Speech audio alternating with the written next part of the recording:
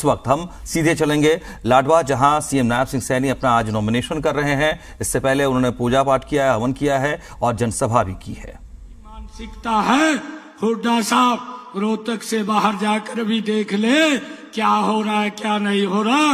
मैं तो पूरे प्रदेश के अंदर अलग अलग स्थानों के ऊपर जहां पर भी जाता हूं लोगों का आशीर्वाद भरपूर मिलता है। भाइयों, पिछले 10 सालों में हमारी सरकार ने हरियाणा में एक मजबूत कार्य किया है।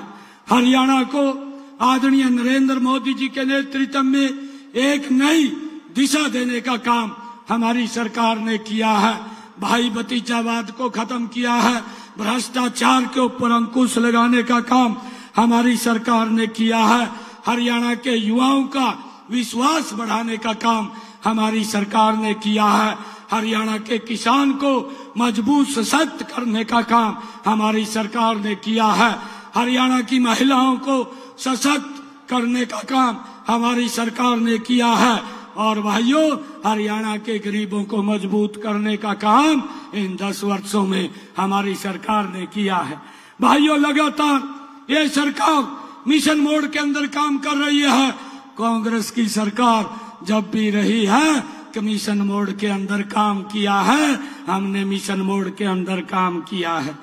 साथियों, मैं बताना चाहता हूं कि हरियाणा प्रदेश के लोगों के बीच में जब मैं जाता हूं तो लोग एक बात बोलते हैं कि भाई समय कम मिला है, अगर और ज्यादा समय मिलता तो और गति से काम होता। परंतु मैं ये बात आज आप लोगों के बीच में कहना चाहता हूं कि मुझे कम समय नहीं मिला। कम समय के अंदर मात्र 56 दिन मुझे काम करने के मिले हैं और 56 दिनों के अंदर आपके बेटे भाई ने हरियाणा के विकास के लिए ऐतिहासिक 126 फैसले किए हैं और लगातार लोगों को लाभ पहुंचाने का काम ये हमारी सरकार ने किया है। भाइयों, हमने हरियाणा के युवाओं को बिना पर्ची बिना खर्ची के रोजगार देने का काम किया है। कांग्रेस के शासन में तो पर्ची खर्ची से युवाओं को रोजगार मिलता था, बिना भेदभाव के हमारी सरकार ने भाइयों ये काम किया है। कांग्रेस की जो भर्ती रोको गैंग है उसने 25,000 युवाओं की नौकरी को रोक दिया है। उनके परिणाम तैयार हैं। मैंने वो लोग चीफ इलेक्शन कमीशन पे गए, हाई कोर्ट में गए और जाकर के रोक दिया कि ये रिजल्ट ना निकाले। हुड्डा साहब, भर्ती रोको गए। मैं आज आप लोगों को लाडवा की इस ऐतिहासिक भूमि से ये दोबारा कहना चाहता हूं कि आप जितना मर्जी जोर लगा लीजिए, जब 8 तारीख को रिजल्ट आएगा पहले हमारे 25,000 युवा ज्वाइनिंग लेटर लेंगे, उसके बाद आपका भाई बेटा भाइयों सब चलेगा। ये बात मैंने कही है। भाइयों, उनको चिंता करने की जरूरत नहीं है। भाइयों, मैं आप लोगों को बताना चाहता हूं, पिछले 10 वर्षों में हमारी सरकार ने हरियाणा के 4 अलग अलग जगहों से, भाइयों आप लोग देख रहे हैं कि लोगों का भरपूर आशीर्वाद वो मिला है। मेरे लिए ये भी बड़े गर्व की बात है, चाहे मैं नारायणगढ़ से चुनाव लड़ा, चाहे आपके यहाँ कुरुक्षेत्र लोकसभा से चुनाव लड़ा, चाहे करनाल की सरदारी ने मुझे आशीर्वाद दिया और अब आपका आशीर्वाद लेने के लिए आप लोगों के बीच में मैं आया हूं और एक विश्वास आप लोगों को मैं दे करके जाता हूं। आज आपके बाद आपको किसी प्रकार की चिंता करने की जरूरत नहीं है। आपका बेटा भाई दिन रात लग करके लाडवा को आगे बढ़ाने का काम ये हमारी सरकार करेगी।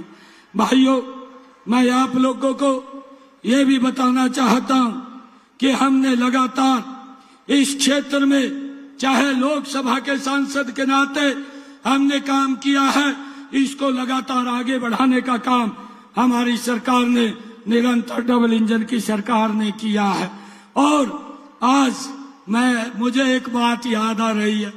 एक शायर ने एक शब्द कहा, हम दरिया हैं, हुड्डा साहब बोलते हैं कि ये कटी पतंग है, इस प्रकार की भाषा ये हमारे प्रति बोलते हैं। परंतु एक शायर मुझे याद आ रहा है, मैं आज बताना चाहूंगा। हम दरिया हैं, हमें अपना हुनर मालूम है। हम दरिया हैं, हमें अपना हुनर मालूम है। जिधर चल पड़ेंगे रास्ता खुद ब खुद हो तैयार हो जाएगा। भाइयों, हमने लगातार हरियाणा के लोगों की सेवा करने का काम किया है। भाइयों, इनके पास बताने के लिए कुछ नहीं है। ये लोग हिसाब मांगते हुए घूम रहे हैं। मैंने एक दिन इन लोगों से एक क्वेश्चन पूछ लिया। मैंने कहा कि आप हिसाब तो मेरा मांगते हुए घूम रहे हैं, परंतु आपसे मैं कुछ क्वेश्चन करता हूं, उसके उत्तर भी मुझे चाहिए। परंतु आज तक ना तो हुड्डा ने ना कांग्रेस ने एक भी मेरे क्वेश्चन का उत्तर दिया है। उन क्वेश्चनों का उत्तर 8 तारीख को हुड्डा साहब कांग्रेस आपको हरियाणा की जनता देने वाली है। भाइयों, आपको सबक सिखाने वाली है।